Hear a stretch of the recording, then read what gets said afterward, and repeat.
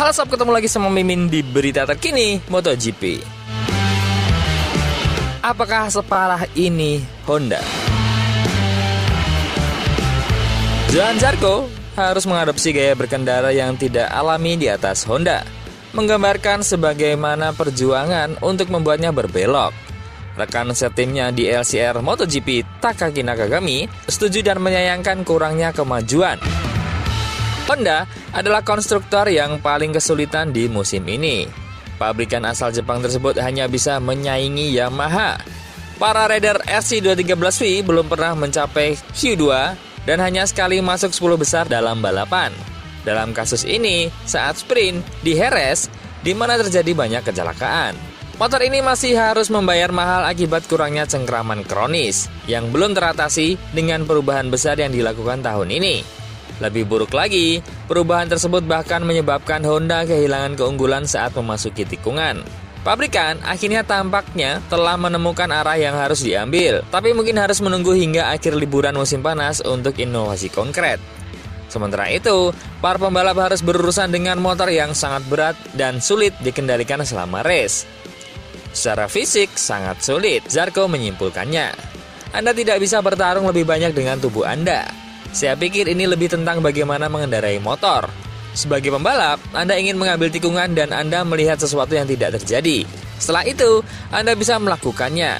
Tapi Anda harus melakukan hal ekstrim di atas motor yang membuat Anda lelah.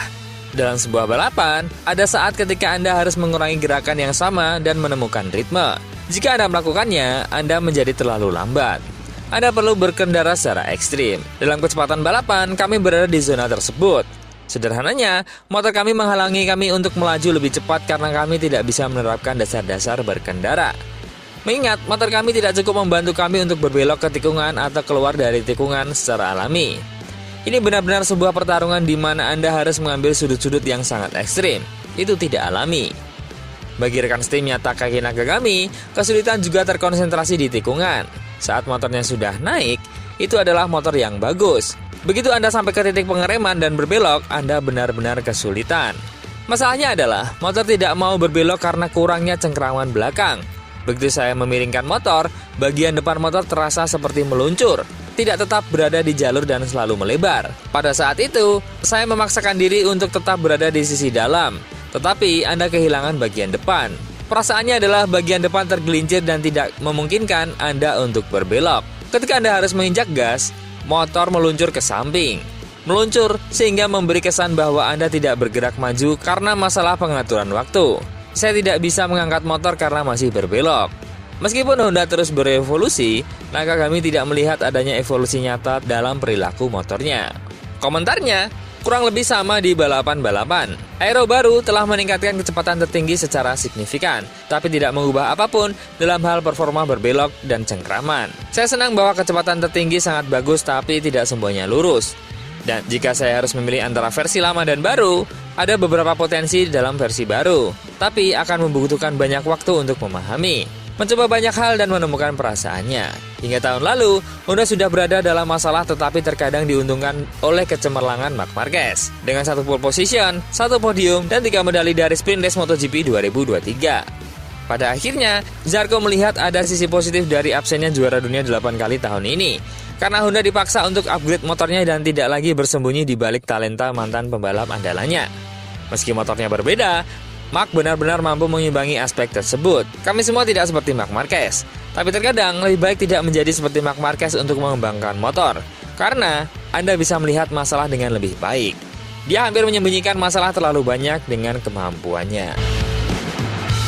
Memang harus diakui, skill Marc Marquez di atas motor Honda itu tak terbantahkan sob. Tapi itulah juga yang membuat Honda akhirnya hanya bertumbuh pada Marc Marquez dan berharap dengan skill yang cemerlang. Itu pun tidak bisa menutupi untuk menjadikan Honda menjadi juara. Dan sekarang, Honda baru sadar bahwa motornya saat ini benar-benar sedang kesulitan. Apakah harus nunggu 2027 aja? Menurut teman-teman gimana? Coba komen. Marc Marquez tidak akan mengalahkan Bagnaia dengan mudah di tahun 2025. Ya, Marc Marquez setelah pindah ke pabrikan tak menentukan bahwa dia akan mulus dalam mengalahkan Pecco Bagnaia. Karena Ducati adalah motor yang dibuat untuk Pecco.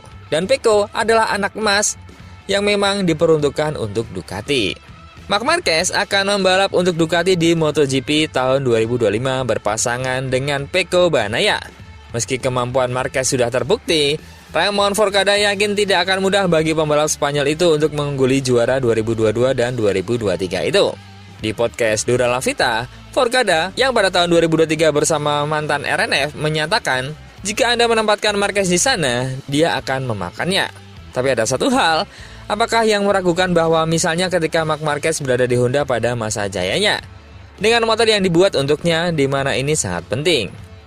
Sulit bagi siapapun untuk datang dan mengalahkan Marc Marquez di sana. Nah, keadaan sekarang justru sebaliknya. Kita tidak akan membahas kualitas pengendaranya, tapi Ducati adalah motor yang dibuat untuk Pecco, bukan oleh Pecco, tapi untuk Pecco. Selain motornya, Forcada menyoroti hubungan Bagnaia dengan Ducati dan tim.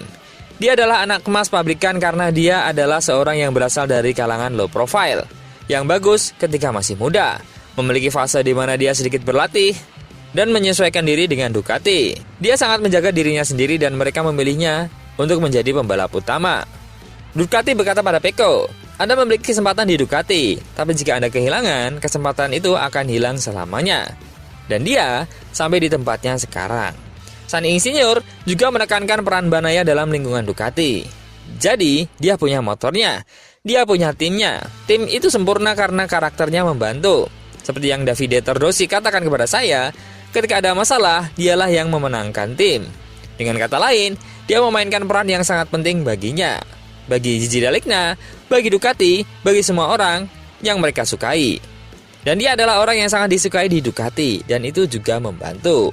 Tentu, hal ini terbukti bahwa ketika Pecco juara dunia dengan motornya tahun 2023, hal itu sulit dilakukan oleh pembalap-pembalap sekarang dengan spek 2023. Meski ada peningkatan dalam catatan waktu, tapi Pecco lah yang bisa mengendarai GP23 dengan sangat baik di tahun 2023 kemarin. Jadi Marc Marquez, meski akan sama-sama menggunakan non-GP 2024, tapi mungkin tidak akan bisa memenangkan di semua balapan. Menurut teman-teman, benar gak pernyataan dari Ramon Forcada? Atau Marquez bisa menangi semua balapan? Komentar dipersilakan.